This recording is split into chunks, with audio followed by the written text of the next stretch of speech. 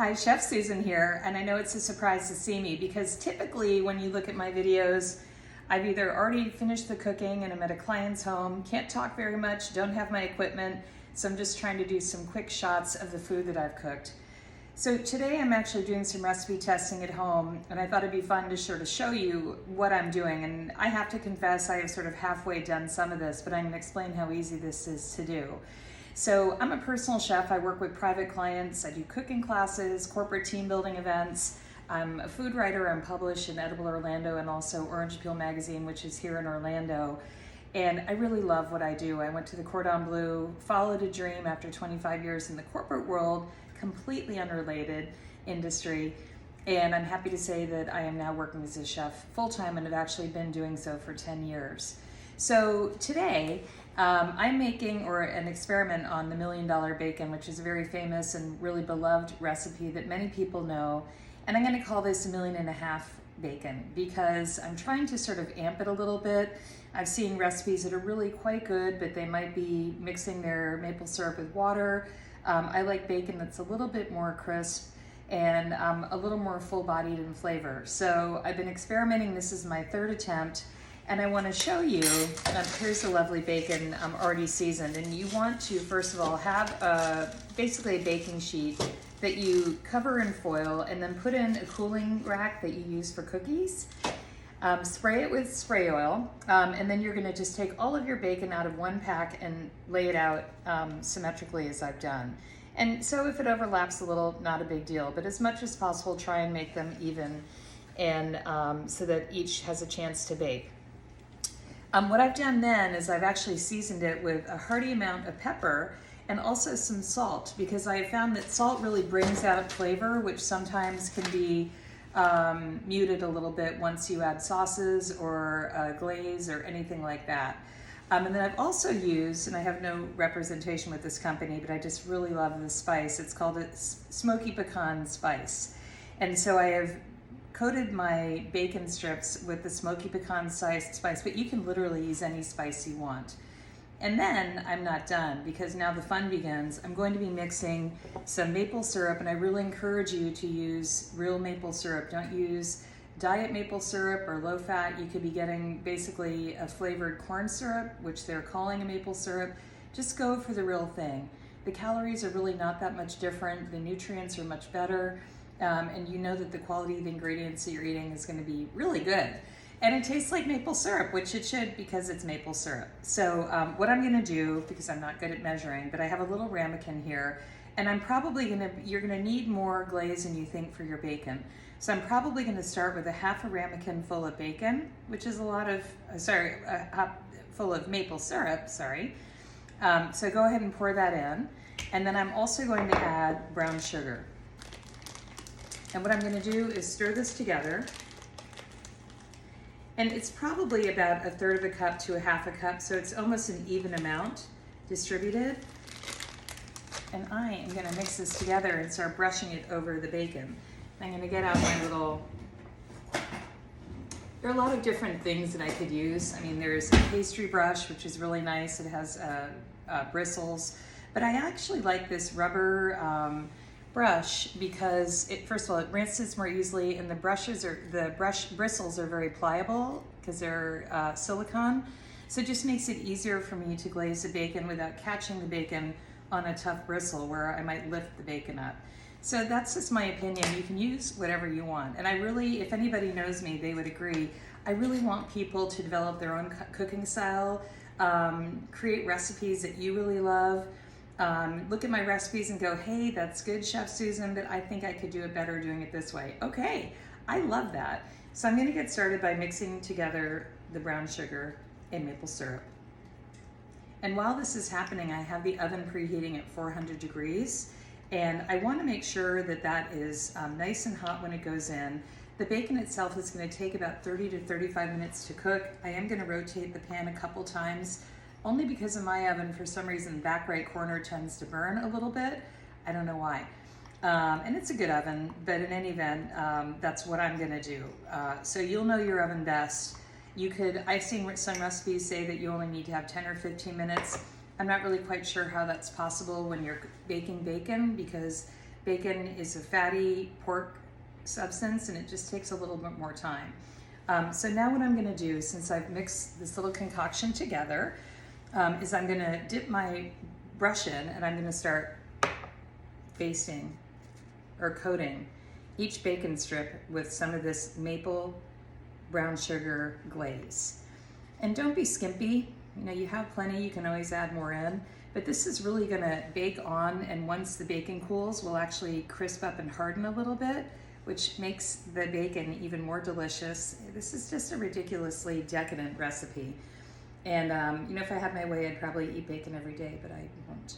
In any event, you can use this bacon for breakfast. You could use it if you want. I've done a iceberg lettuce wedge salad, and instead of using traditional crumbled bacon, I've used this, which adds a little element of sweetness, but it's still really, really great. So I'm just gonna keep brushing away. I wish I had some, maybe I'll put some music on when I post the video. But the thing is, cooking does take time. And you know, you watch TV and you think, wow, they did that so quickly. And the fact is, they didn't.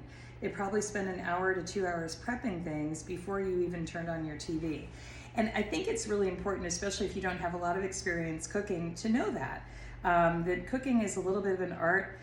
There's some recipes that are quick to do, but on the whole, everything takes a little bit of preparation. Laying out the bacon and sprinkling it with the spices actually was really quick. So I won't lie, it was super fast. But as an example, if I made a pasta dish, which I posted on the same channel this week, which is an orecchietti with broccolini and sausage. And each element takes time. You have to cook the pasta. Then you have to brown the sausage, which was raw. Then you have to steam your broccolini. Then you toss it all together and then add the pasta water, which is a thickener.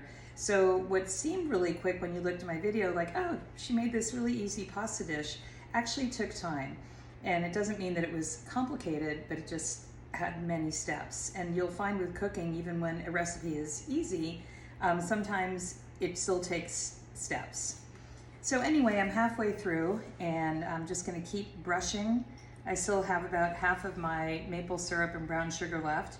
And I did season the bacon probably about 30 minutes ago. You know, food is safe exposed to room temperature air for about 4 hours. This came out of the fridge at 36 degrees, so being out for half an hour is perfectly safe. But when I seasoned it with the spices, I really wanted it to kind of marinate or let the spices sink into the protein a little bit. It's just my theory that just adds more robust flavor. It's entirely up to you. Okay, we're gonna keep going.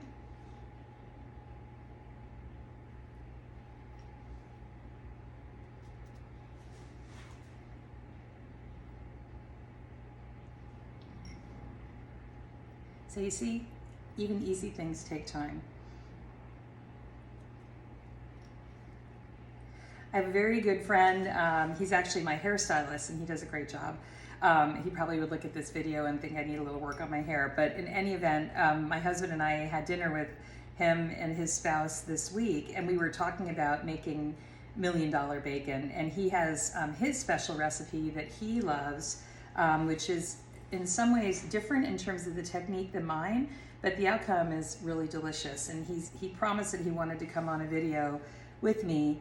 So you'll hopefully get to meet him, and we'll do videos side by side. And maybe what I'll actually do is post his and then show mine, or who knows. But I think that'll be a lot of fun. And that's really an example of how there's no right way. You know, cooking takes on a lot of dimensions, and everybody has a different way of doing things. And a lot of that just has to do with how we grew up. I mean, you know, my family is Swedish and English. I didn't really grow up eating a lot of complex or very gourmet foods because the cuisine was really quite simple. My friend's family is Italian from New York, and he had a ton of really great Italian food and also incredible recipes as a result of that. So we all know we have family recipes that we bring with us that if we were lucky enough to cook side by side with a parent, that we got to see them do. And that's part of the fun of cooking. And some of the really great Instagram and Facebook channels that I see where people are cooking in their farms or homesteads or internationally, out in a field, whatever they're doing. I really love that because it so resonates with me that cooking is so personal. And you know, I just love good cooking. And my husband and I love to entertain. We have big dinner parties, and he's Cuban American, so we always throw in a porchetta or something. So that's an example of where we are fluid, because as our family heritage is blended, we've been able to sort of mix both things together. So that makes it nice too.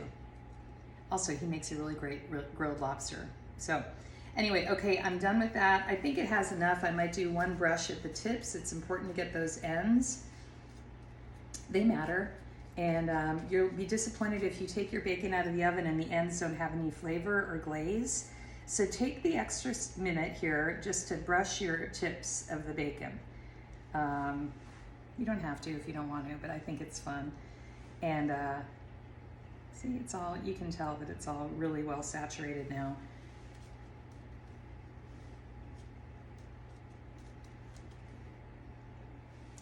So that's really as simple as it is. Now, I've seen recipes where the recipe calls for you to lay your bacon directly on the pan without a roasting rack between your bacon and the pan. But I really want my bacon to be a little more crisp and firm. There's nothing wrong with doing it that way. But again, I want the texture to be a little firmer and a little crisper. So again, cooking is personal, so do what you love. But hopefully what this video will do is inspire you to try something, especially because you probably have heard about $1 Million Bacon, or if you haven't, you should try it because it's ridiculously delicious and decadent. And the question is, can you stop at 2? That's always, can I have that third piece, please? And sometimes, because I'm dieting, I don't. And sometimes, if I'm feeling a little naughty, I will do it. So anyway, I'm going to put this in the oven, but I'm going to hold this up so that you can really take a look at really how beautiful this is. And it's well seasoned now. Hopefully you can see a little bit of the pepper flakes. And what I'll do at the end is I will, on the video, on the heading of the video, I'll put a picture of the finished bacon so you can see that too. So anyway, have a great day. I hope you enjoyed this. I hope you try and make $1 million bacon, or whatever you want to call it, and have fun with it. You know, try different spices. I tried a few different spices. What I found when I first made it is I didn't, oddly enough, put enough pepper in, which you might not think that that's important, but you can see with all the glaze that you really need seasonings that can stand up to the glaze, because the maple syrup and the brown sugar can not overpower, but it can dominate a flavor. So you need to make sure your seasonings are congruent not only with the glaze that you're using, but also that it also stands out so that you just get the best bite possible. So that's my advice. I hope you have a great day, and nice to see you. I'm going to turn this off.